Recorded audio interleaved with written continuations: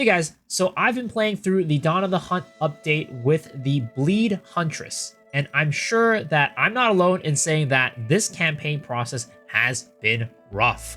Now, I think that the Huntress class is a little bit undertuned, but also I think in general most classes are suffering.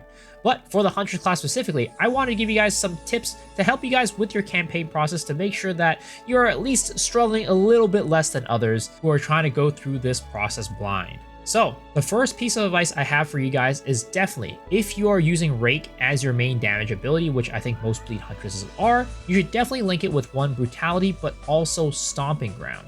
Stomping Ground is going to be a huge source of your damage for Rake at the beginning, all the way throughout the campaign. Unfortunately, Rake on its own at the beginning, when you're not really scaling that much bleed magnitude, just doesn't do enough damage by itself to clear through the campaign. So you're definitely going to want to link it with Stomping Ground as soon as you can. I'd say maybe even before linking it with Brutality. Now for single target, of course, Rake with Brutality and Stomping Ground will do a good job, but there are a lot of bosses that are a little bit more mobile, and it's just a little bit harder to stick onto them. And I would recommend that in those cases, and I would say it's probably not even a bad idea to do this for all boss fights, you should go and use Spear Throw instead of Rake for your single target fights with bosses. Spear Throw is the auto attack version of the ranged attack that you have, and you can swap in your Brutality from your Rake to make that do good damage, and then on top of that, put on Lacerate to add some bleed chance to it.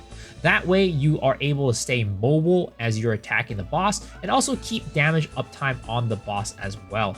Because right now, damage is really high from enemies, and taking damage as a Huntress is definitely rough. So if you're able to keep your distance from the enemies and be able to dodge and weave a little bit more, you're going to be surviving a lot more, as well as the fact that Spear Throw just does a lot of damage, to be honest.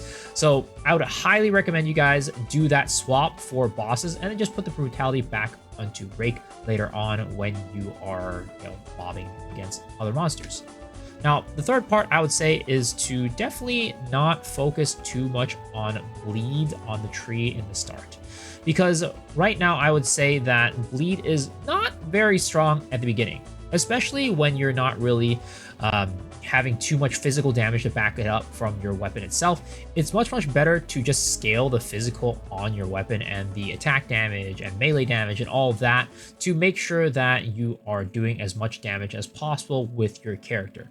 Unfortunately, the bleed fantasy is going to have to start a little bit later because of that, but you know what? I think it's a small price to pay to make sure you're able to go through the campaign very smoothly. So definitely don't focus too much on the bleed nodes, and I'd say focus a little bit more on the spear nodes and the fizz nodes and attack nodes along the way to the kind of bleed nodes that you get later on. Now, the fourth thing I say is that for your Ascendancy, I know a lot of people are tempted to go the critical strike Ascendancy, but for me, and I would say the majority of people who are having a little bit more smoother time doing the Bleed Huntress, I think most people are going Predatory Instinct first. The reason for this is that at the end of the day, you just aren't scaling crit very well at the beginning of the game. Your crit is really going to be something that you get later on in the game, and as a result, even though you're getting critical strike and benefiting a little bit more from accuracy, your crit chance just isn't enough to kind of carry through the campaign even with that. So I would highly recommend going Predatory Instinct over crit for your first Ascendancy. And also, don't forget to use your ranged and melee attacks if you are using some of those nodes on the tree.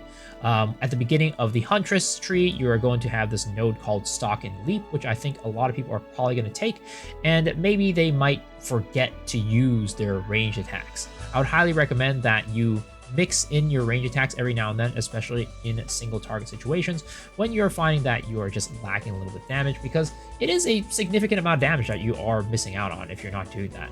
I would highly recommend using Explosive Spear and combining that with Overabundance, so you can get 2 spears on the ground at once, just to kind of bolster up your damage a little bit, but also keep that damage increase up at least, as close to 100% as you can during these boss fights. And then another thing on the tree I would recommend is Crimson Assault. So this is the keystone passive that makes it so that the bleeds that you inflict are all aggravated, but as a result, your bleed durations are only 1 second. So this sounds like a huge negative drawback, especially because bleed is about doing lots of damage over time.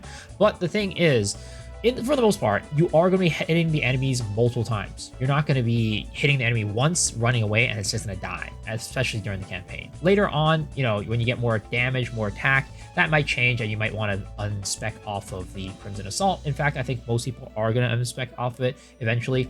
But I would say for the campaign itself, I would highly recommend that you go for this, because you might have noticed this, but enemies don't really move around a lot in the campaign, especially bosses, which are what you're going to have the most trouble with. So enemies that you hit with your bleeds, especially bosses, just aren't going to have their bleeds aggravated from moving. So you really need a way to aggravate that bleeding to make sure it does as much damage as possible, because the damage is already lacking. So with the Crimson Assault node, you're going to be able to aggravate your bleeds, and for the most part, you're going to be hitting the boss over and over and over again anyways, so you're just going to keep refreshing that 1 second aggravated bleed for the most part. And even not bosses, right? You're going to be doing that with some of the white mobs in the game too, because those are goddamn tanky right now. So I definitely highly recommend the Crimson Assault node, unless you have, I think it's called Scytha's Spear, or something like that. Scytha's Barbed Spear, which is like a level 33 spear that makes every one of your bleeds aggravate when you hit the enemy. Or if you have like Beetle Bite shoes, that'll make it so the enemies in your presence are, you know, aggravated, have their bleeding aggravated. Or maybe the Apron of Emirin, which makes all bleeding that you hit aggravated. Basically anything that you get that will aggravate bleeds outside of, you know, your normal monsters moving around and getting pushed around. I would highly recommend that you take this Crimson Assault Keystone passive. Now, when it comes to equipment, I would definitely recommend using armor equipment over evasion equipment. Just early on in the game, evasion just doesn't scale very well. Unfortunately, it's just not a very good way for you to defend against monster attacks. So evasion is going to be likely not the best source of defense. You're probably going to want to use either armor equipment or armor evasion equipment. Especially when it comes to like the chest armor, you're definitely going to want to get a piece of armor there that gives you armor as opposed to evasion, because at the end of the day, you're not going to be dodging monster attacks that much. Whereas with armor, it's just going to protect you against every single hit. So definitely, I would prioritize using armor equipment over evasion equipment. And along with that, your shield, your buckler, it's not very good unless you're really taking advantage of the parry mechanic a lot, which for the most part, I don't think most people are when you're doing the bleed build. Probably when you're bossing, you're using a little bit more, but when you're just mobbing going around the campaign, you're probably not going to be using it all that much. And all that time, you're missing out on extra block chance, as well as armor, you know, maybe a little bit of evasion, just overall stats to help your character survive. And even when you're bossing, even, you know, the little 50% damage that you get, yeah, it's nice, but it's not game breaking. It's probably just better to have that shield and just use active block instead of parry. If you active block and let go of the block, you actually do a little push against the monster. So it basically does the same thing as parrying the monster anyways, just without getting the increased damage that you get from it. So definitely highly recommend that if you're having some trouble surviving. Also, when it comes to damage, you might notice that your damage is a little bit lacking, and you're like, oh, my spear is pretty dang good. I have physical damage on that. Well, on top of that, I would recommend you getting physical damage on your gloves and your rings if you're struggling with damage.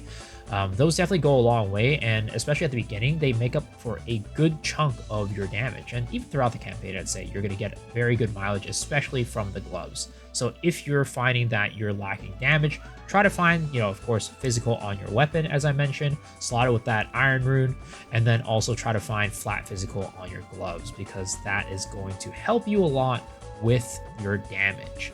And I know a lot of you guys are probably struggling, or like, I haven't upgraded my equipment for like, you know, 2 acts or something like that. When it comes to that, it's definitely, you know, tough that the game's not dropping you the gear that you need. But I would say that what you should do is actually, one, take a look at some of the white equipment, because if you haven't upgraded your equipment in 2 acts or something like that, a lot of times the white equipment will actually give you more defenses than what you have equipped already. So definitely take a look at even white equipment, but when you pick out that white equipment, you could definitely hit it with you know, a transmute and an aug, maybe roll some good stats on it and try to get good gear that way. But also, the vendor updates its equipment every time you level. So whenever you level or whenever you go back to town, just take a look at the vendor, and you'll probably find something nice there eventually. So those are my tips for you guys for making sure that you're able to have as smooth of an experience as possible leveling through the campaign with the Bleed Huntress. But let's face it, nobody's going to have a smooth experience, really. The campaign is really, really tough this time around, and I'd say that unless you're kind of the player that really, really knows what they're doing, knows how to upgrade your equipment, get the correct lines, whatever it might be, I think most people are going to be struggling. I definitely struggled through the campaign, and hopefully, again, this video helps you guys out and makes it so that you are able to make it through the campaign a lot more smooth. But yeah, if you guys enjoyed the video, be sure to hit that sub button. It's the best way to support the channel and let me know you like what I'm doing, and that way I know what to make more of. And also, I stream every single night on twitch.tv/MisoXShiru, so I'd love to see you guys there. But if you can't make it, don't worry. Hopefully, I get to see y'all on the next video. All right, guys. Peace.